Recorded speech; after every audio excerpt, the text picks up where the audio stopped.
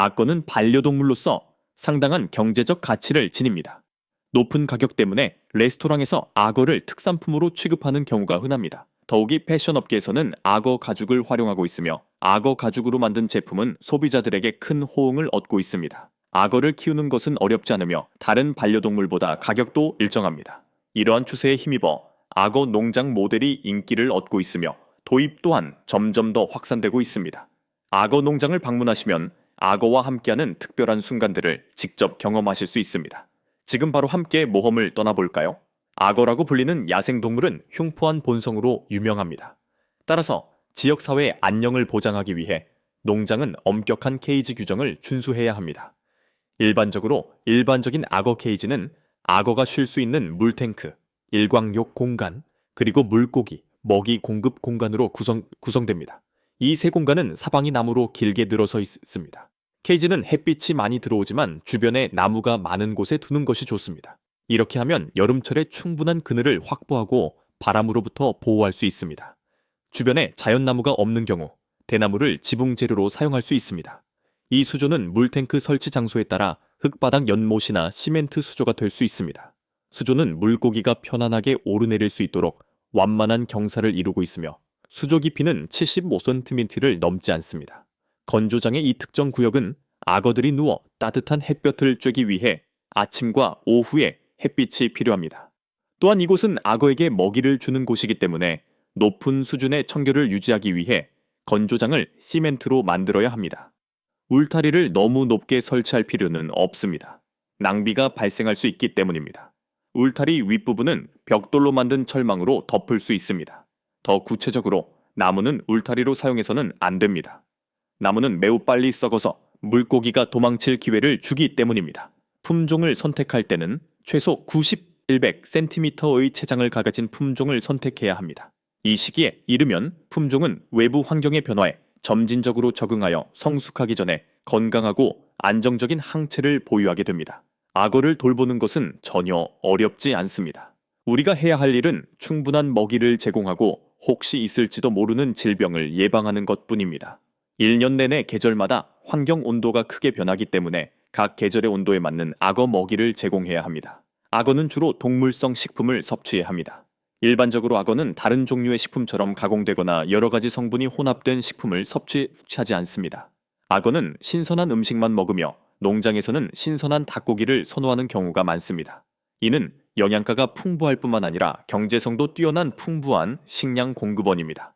이러한 이유로 악어 농장에서는 최대 4,000톤의 닭고기를 소비할 수 있습니다. 악어가 정상적으로 먹고 마실 수 있는 온도는 섭씨 24도 이상인데 이는 악어가 생존하고 성장하는 데 필요한 일반적인 온도입니다. 그러나 겨울철 기온은 섭씨 12도보다 낮기 때문에 악어에게는 여름철과 달리 60분 분량의 사료만 급여해야 합니다. 농장에서는 겨울철에 축사를 덮어 소가 비바람에 노출되는 양을 줄이는 전략을 세워야 합니다. 이는 악어의 천이 너무 낮아져 얼어붙는 것을 방지하기 위한 것입니다. 악어는 건강해 보이지만 너무 낮은 기온에 노출되면 언제든 죽을 수 있습니다. 물고기의 성장 속도를 결정하는 유일한 요소는 먹이입니다. 이틀에서 사흘마다 먹이를 주세요. 악어는 생후 약 24개월이 되면 25에서 30kg의 무게에 도달합니다. 이 시점에 모든 악어는 채집되어 가공 공장으로 보내질 준비가 됩니다. 하지만 악어를 채집하는 것은 극도로 조심해야 합니다. 악어는 매우 강력하고 공격적이며 소지자에게 부상을 입힐 가능성이 있기 때문입니다. 악어는 나중에 소비자의 요구에 맞춰 악어 공장에서 가공됩니다. 악어의 살은 요리에 활용할 수 있습니다. 가죽은 핸드백, 지갑, 신발 등 다양한 제품으로 가공됩니다. 악어는 경제적 가치뿐 아니라 건강에도 매우 유익합니다. 여러 과학적 연구에 따르면 악어에서 발견되는 단백질은 17가지 아미노산을 함유하고 있어 매우 귀중한 단백질입니다. 이 아미노산 중 인체가 스스로 생성할 수 없는 7가지 중요한 아미노산이 있습니다. 이 때문에 악어는 높은 영양가를 가지고 있으며 소고기나 닭고기보다 영양가가 낮지 않습니다. 동시에 혈액을 정화하고 체내 독소를 배출하며 전반적인 건강을 증진하는 효과도 있습니다. 악어 고기는 지방 함량이 낮고 미네랄 함량이 높아 모든 연령대의 사람들이 즐겨 먹습니다. 악어 고기는 악어 소시지, 악어 샐러드, 구운 악어 카레 등 시각적으로 매력적인 다양한 요리로 가공됩니다. 또한 수많은 업체에서 악어 고기에 대한 연구와 가공을 통해 다양한 약초와 함께 영양이 풍부한 맛있는 요리를 선보이고 있습니다. 초기 설명에서는 기본적인 사육장 구조만 다루었지만 중국에서 수백만 마리의 악어를 사육하려면 훨씬 더 복잡한 기술과 정교한 관리 기법이 필요합니다. 이 거대한 사육장 내 자동 환경 제어 시스템의 세부 사항을 자세히 살펴보겠습니다. 특히 추운 겨울에도 어떻게 과도한 에너지 소비 없이 섭씨 24도 이상의 온도를 지속적으로 유지할 수 있을까요? 여기에는 바닥 난방, 저고외선 열 램프 또는 지능형 단열 솔루션이 포함될 가능성이 높습니다. 악어 연못의 수질 관리는 질병 발생을 예방하는 데 절대적으로 중요합니다. 이러한 농장에서는 깨끗한 수질 환경을 유지하기 위해 제순환 여과 시스템, 첨단 생물학적 처리 또는 화학적 공정을 활용하고 있습니까? 더욱이 수백만 마리의 악어에게 사료를 공급하고 먹이를 주는 빈도를 최적화하는 것은 상당한 물리적 과제입니다.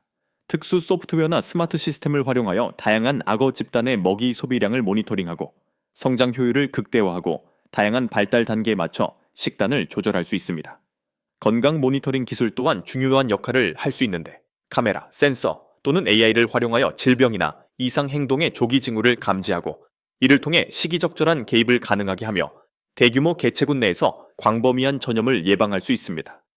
수백만 마리의 악어를 안정적으로 고품질로 공급하려면 정교한 육종 관리 및 유전자 선발 과정이 필요합니다. 중국의 유전자 선발 프로그램을 자세히 살펴보겠습니다. 빠른 성장 속도, 우수한 가죽 품질, 높은 육질로 알려진 부모 악어를 육종에 특별히 선택하는 걸까요?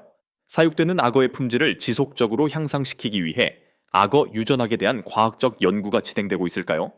인공 부화 과정 또한 매우 중요합니다. 이 농장들은 어떻게 부화기 내부의 온도와 습도를 정밀하게 조절하여 부화율을 최적화하고 심지어 새끼 악어의 성비에도 영향을 미칠 수 있을까요? 악어의 성별은 부화 기간 동안 온도에 따라 달라집니다. 부화 후에는 이 연약한 새끼 악어들을 더 넓은 사육장으로 옮기기 전에 최고의 생존율을 보장하기 위해 특수 환경에서 어떻게 보살펴 줄까요? 부화부터 수화화까지 각 악어 집단의 성장 데이터를 모니터링하고 세심하게 기록하는 것은 사육 방법의 효과를 평가하고 지속적인 개선을 위한 관리 프로토콜을 미세 조정하는 데 필수적입니다. 본문에서는 악어를 조심스럽게 포획하여 공장으로 운반하는 과정을 간략하게 언급했지만 산업적 규모로 이 과정을 진행하는 것은 엄청나게 복잡합니다.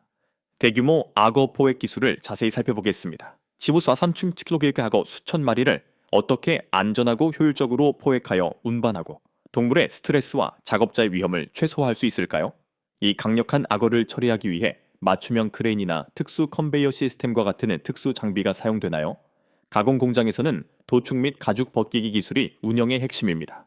이 공정은 어떻게 인도적이고 효율적이며 경제적으로 가장 가치 있는 부분인 악어 가죽의 온전함을 보존하기 위해 수행됩니까? 이러한 단계의 자동화 기계가 사용됩니까? 가죽을 벗긴 후 악어 고기를 소시지나 커트와 같은 소비자 제품으로 가공하고 부산물 뼈, 식용 불가 장기를 처리하는 과정 또한 중요한 단계입니다. 또한 공장 전체에 걸쳐 엄격한 식품 안전 및 위생 기준을 적용하여 초기 입고부터 최종 제품 포장까지 악어 고기 소비자에게 품질과 안전을 보장합니다. 악어 양식 산업은 단순히 생고기와 가죽만을 생산하는 것이 아니라 다양한 시장과 부가가치 제품으로 확장됩니다. 고급 패션 및 명품 액세서리를 포함한 악어 가죽의 주요 시장 부문과 악어 고기, 외식, 그리고 기능성 식품 시장을 분석해 보겠습니다. 중국 악어 제품의 주요 수출 대상국은 어디이며 각 시장의 구체적인 품질 및 인증 요건은 무엇일까요? 전통적인 제품 외에도 악어를 이용해 개발되는 독특한 부가가치 제품이 있을까요? 여기에는 악어 피나 기타 장기에서 추출한 의약품, 악어 피부에서 추출한 콜라겐, 심지어 악어 뼈와 이빨로 만든 정교한 수공예품이 포함될 수 있습니다. 지속 가능성과 윤리적 관점에서 볼 때 중국 악어 양식 산업은 국제 동물 복지 단체의 감시와 압력에 직면해 있습니다. 중국 농장들은 사육 및 도축 과정에서 동물 복지에 대한 우려를 어떻게 해결하거나 완화하고 있을까요? 궁극적으로 악어 사육은 자연 서식지의 사냥 압력을 줄여 야생 악어 개체수 보존에 기여할까요? 아니면 의도치 않게 불법 밀렵을 부추길 수 있는 시장을 조성하고 있을까요? 이는 여전히 복잡하고 지속적인 논쟁으로 신중한 검토가 필요합니다.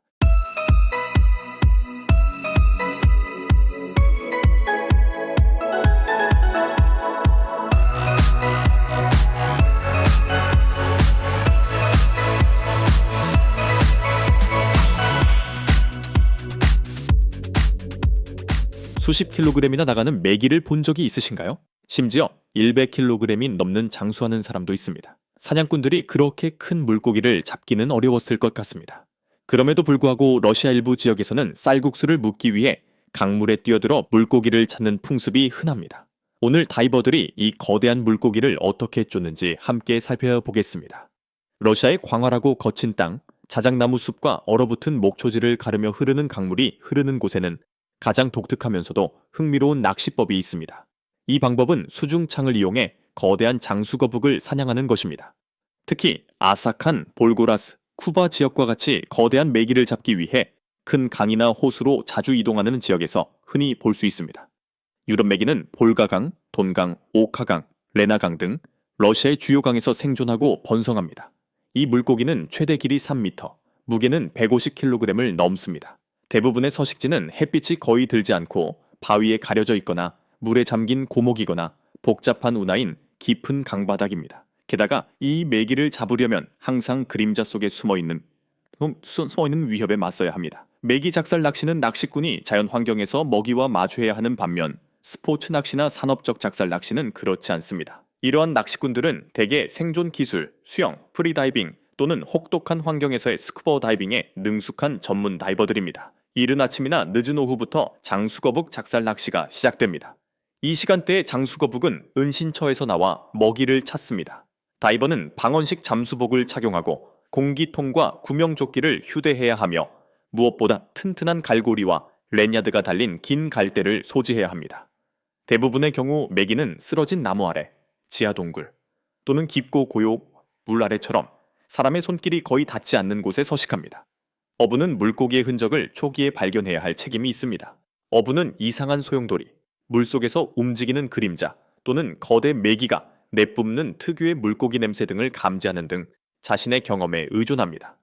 목표물을 찾은 후 다이버는 은밀하게 접근하여 심호흡을 하고 바닥 가까이에서 유영합니다. 메기는 진동에 매우 민감하기 때문에 소리를 내거나 기포를 만들지 않도록 주의해야 합니다. 중요한 순간은 메기가 물고기로부터 약 1m 거리에 있을 때입니다. 이때 작살잡이는 물고기의 머리나 아가미를 정확히 맞추기 위해 엄청난 힘으로 작살을 던집니다.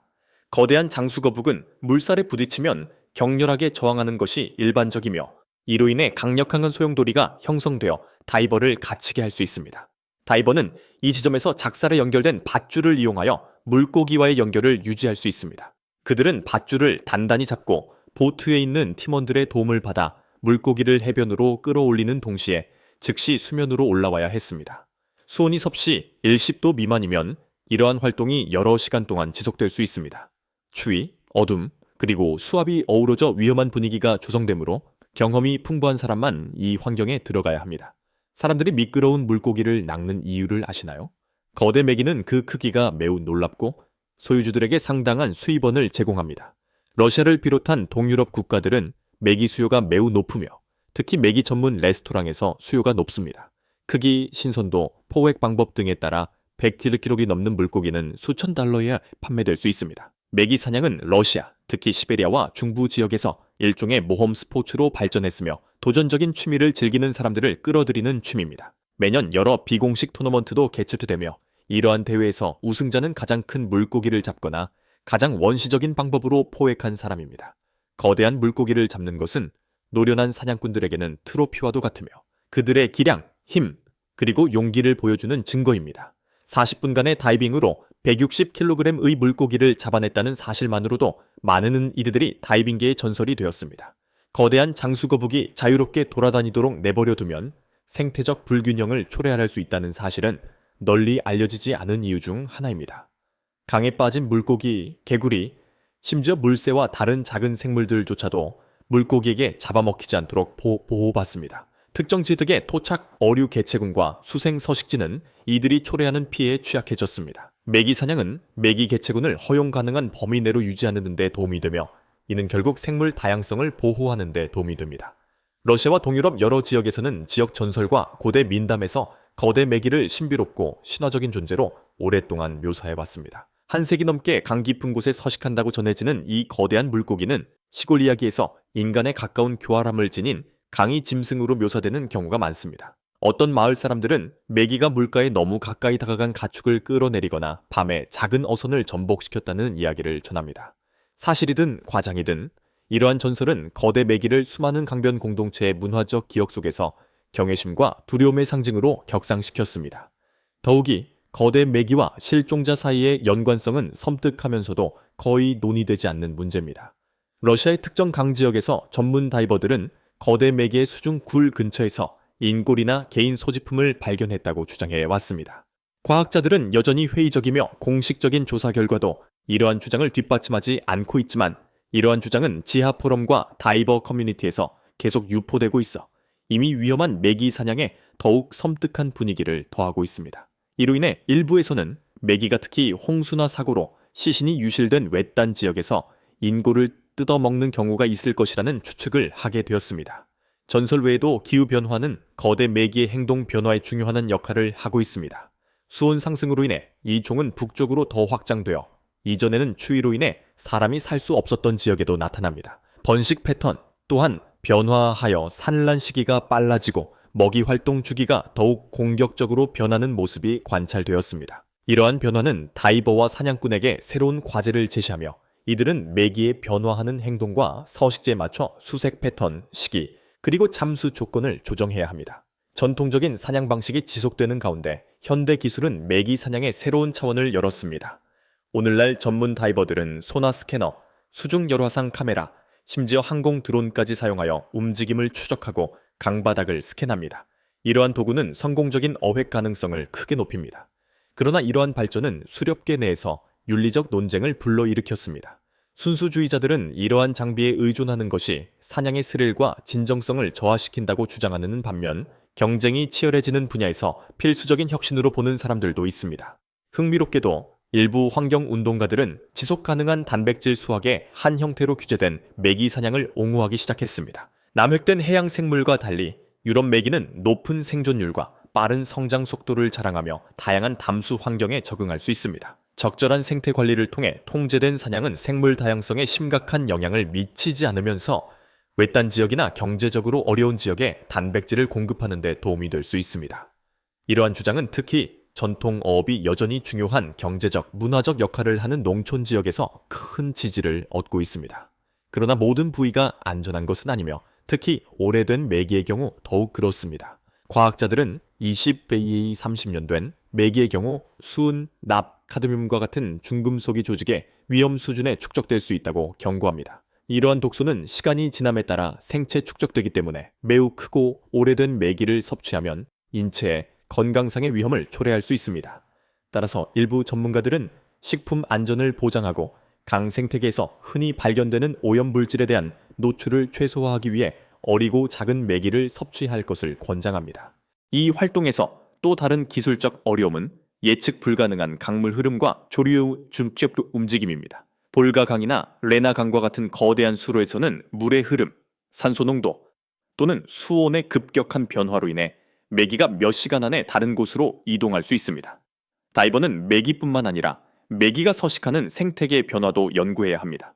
어느 날 아침에 성공적인 어획을 기록했던 장소가 미묘한 수문학적 변화로 인해 저녁 무렵에는 완전히 황무지가 될 수 있기 때문에 시간과 관찰이 매우 중요한 활동입니다. 다이빙의 신체적 어려움 외에도 사냥꾼들이 거대 메기와 마주쳤을 때 겪는 심리적 부담은 종종 제대로 알려지지 않습니다.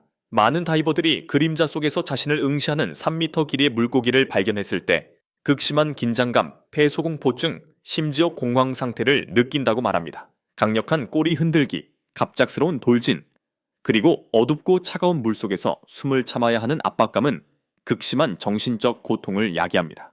일부 사냥꾼들은 야생 포식자와의 근접 조우처럼 그러한 조우의 기억이 오랫동안 뇌리에 남는다고 주장합니다. 이 스포츠의 위험성은 단순한 가정이 아닙니다. 다이버들이 물에 잠긴 나뭇가지에 얽히거나 수중 동굴에 갇히거나 힘겹게 움직이는 메기에 의해 깊은 바닷속으로 끌려가는 사례가 기록되어 있습니다. 사망사고는 드물지만 저천증, 감압증 또는 익사의 위험은 항상 존재합니다. 이에 따라 일부 다이빙 커뮤니티는 경험이 부족한 사람들에게 경고하기 위해 위험한 지형이나 강한 해류가 있는 위험구역을 지도에 표시하기 시작했습니다. 마지막으로 메기 사냥꾼 하위 문화 내부에는 조용한 위계 질서가 존재합니다. 원시적인 방법으로 100kg이 넘는 거대한 물고기를 잡는 사람들은 전설처럼 숭배받습니다. 이러한 엘리트 사냥꾼들은 종종 기술을 가르치거나 비공식 대회 심사위원으로 초대되거나 낚시 다큐멘터리에 출연하기도 합니다. 반면 전자기기나 동력 작살총에 크게 의존하는 신참 사냥꾼들은 때때로 이 스포츠에 정신을 저버렸다는 비난을 받습니다.